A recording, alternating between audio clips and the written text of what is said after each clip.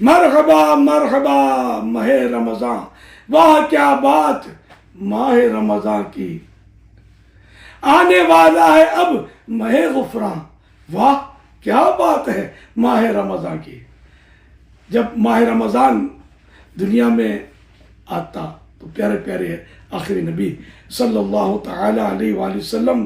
کے چہرے مبارکہ کا رنگ جو تھا متغیر ہو جاتا، یعنی کہ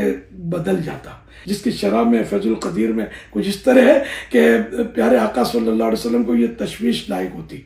کہ کہیں یہ عبادت کا مہینہ تو آ گیا ہے، اب ایسا نہ ہو کہ میں صحیح معنوں میں عبادت نہ کر پاؤں۔ یہ یاد رکھیے پیارے آقا صلی اللہ علیہ وسلم کی عاجزی ہے اور خوف خدا کا غلبہ،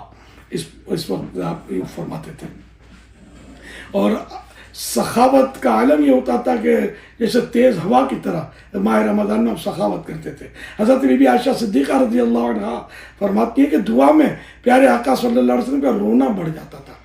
دعا میں خوب گڑ گڑاتے، خوب اللہ کی جناب میں رو رو کر دعا مانگتے تھے۔ تو کاش ہمیں بھی ماہ رمضان اس طرح گزارنا نصیب ہو جائے، خوب روزے رکھیں، ہر نماز با جماعت ادا کریں، ایک بھی تراویح ہماری نہ چھوٹے، اور ذکر و اذکار، استغفار، لا الہ الا اللہ ہو، ورد و وظیفے جاری رہیں۔ اور ہاں، قرآن کریم تو کاش کم از کم ایک بار ختم کرنا ہم سب کو نصیب ہو جائے۔